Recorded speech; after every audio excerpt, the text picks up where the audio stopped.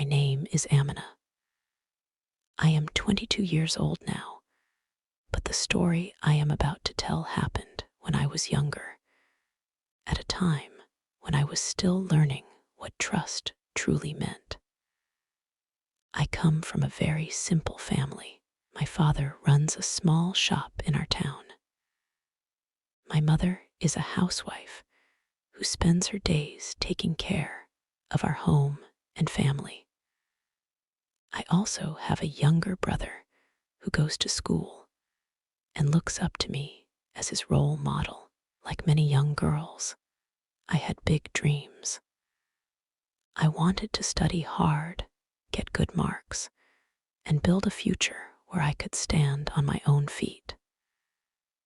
I believed education was the key to changing our lives. My parents believed that too, which is why they made a decision they thought was right for me. They decided to send me to private tuition. In our town, private tutors are respected like community leaders. Parents trust them completely. They believe teachers are guides, protectors, almost like family. My parents enrolled me with Mr. Rahman, a well-known tutor who had been teaching for many years. People spoke highly of him. They said he was strict, intelligent, and deeply dedicated to his students. On my first day, I walked into his tuition center, holding my books tightly. I was nervous, but hopeful. The room was small but neat, filled with charts, books, and study notes on the walls. About 10 students sat quietly on benches. Mr. Rahman greeted me with a smile. "So you must be Amina," he said. "I've heard you are a good student. Sit in the front."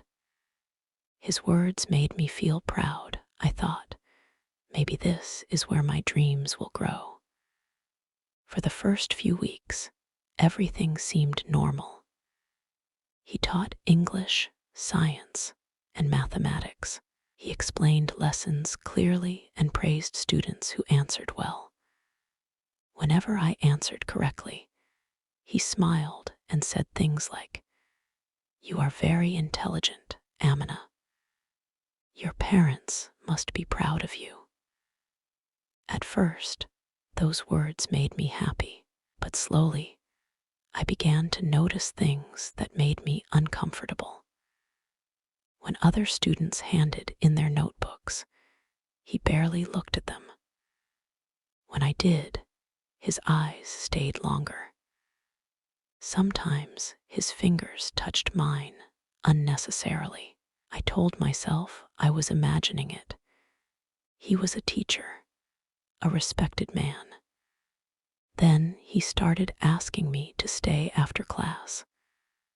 "I will explain this topic better," he said. At first, it was about studies.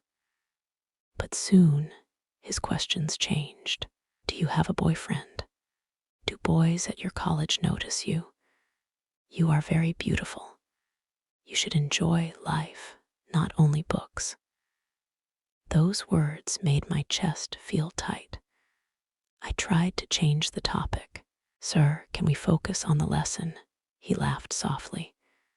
"You're too serious. Youth is meant to be enjoyed." From that day on, tuition felt heavy.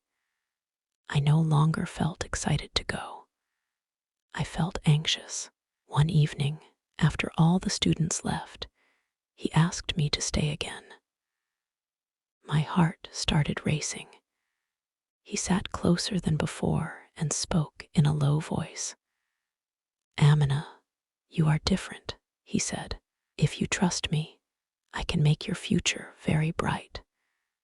Good marks, good opportunities, but relationships need understanding." I felt frozen. I didn't know what to say. I kept my eyes on the floor. That night, I couldn't sleep. His words echoed in my head. I felt confused, scared, and ashamed, though I didn't know why I felt ashamed when I had done nothing wrong. The next day, I tried to avoid him. I sat quietly, answered only when asked, and kept my distance. But his behavior became bolder. He leaned close while explaining lessons. He smiled in ways that made my skin crawl. He said things like, "You look even prettier when you're quiet."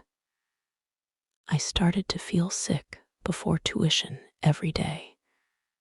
I thought about quitting, but how could I explain it to my parents? They trusted him. They believed he was helping me build my future.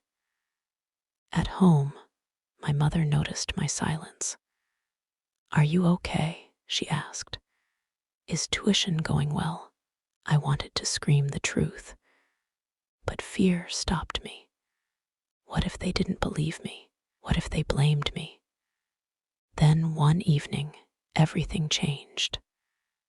After class, he told everyone to leave except me. His voice was firm. I wanted to run, but my legs wouldn't move. He closed the door and stood close. "Amina," he said calmly, "you need to understand how the world works.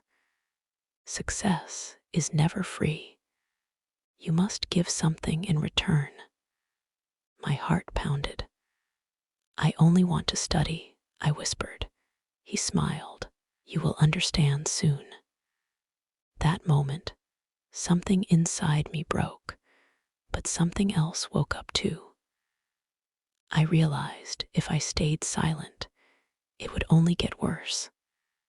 That night, I cried harder than ever. Then I remembered something my father used to say: "Silence protects wrongdoers." The next day, I told my parents everything. My voice shook. Tears ran down my face, but I told them every detail. At first, there was silence. Then my father stood up, his face red with anger. "How dare he said. "He betrayed our trust." My mother hugged me tightly. "Why didn't you tell us earlier?" she cried. "We believe you." Those words felt like light after darkness. The next day, we went to the police. I was terrified, but the officer spoke kindly. "Just tell the truth. You are safe here." I told my story again. Soon, the police began investigating. Other students were questioned. At first, people defended the teacher. But slowly, other girls admitted they had felt uncomfortable too. The truth came out. He was arrested. The case went to court. I had to speak again, in front of strangers. My voice trembled, but I spoke.